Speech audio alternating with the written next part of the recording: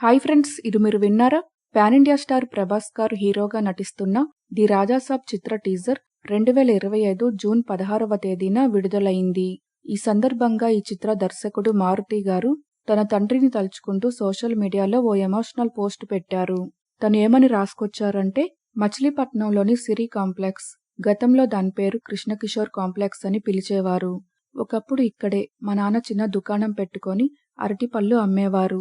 సినిమాల్లోకి అడుగుపెట్టాలనే ఆశతో ఇక్కడ విడుదలైన అందరి హీరోల బ్యానర్లను నేనే సిద్ధం చేసేవాడిని. ఒక్కసారి మన పేరు కూడా ఇక్కడ చూడాలని కలలు కన్న వారిలో నేను ఒకడిని. ఈరోజు అదే కాంప్లెక్స్ వద్ద నిల్చొని నా ప్రయాణం ఎక్కడ మొదలైందో గుర్తు చేసుకుంటే జీవితం పరిపూర్ణమైందనిపిస్తుంది. పాన్ ఇండియా స్టార్ పక్కన నా కటౌట్ చూస్తుంటే ఎంతో సంతోషంగా ఉంది.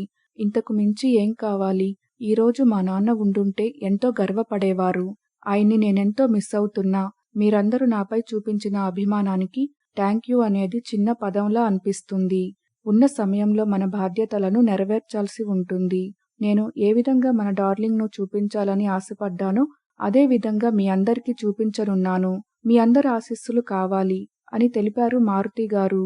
ఇక ది రాజాసాబ్ చిత్రం ఒక రొమాంటిక్ హారర్ కామెడీగా తెరకెక్కబోతోంది. ప్రభాస్ గారు హారర్ నేపథ్యంలో మొదటిసారిగా నటిస్తున్నారు. అలాగే ఈ చిత్రం 2025 డిసెంబర్ 5వ తేదీన ప్రపంచవ్యాప్తంగా థియేటర్లలో విడుదల కానుంది.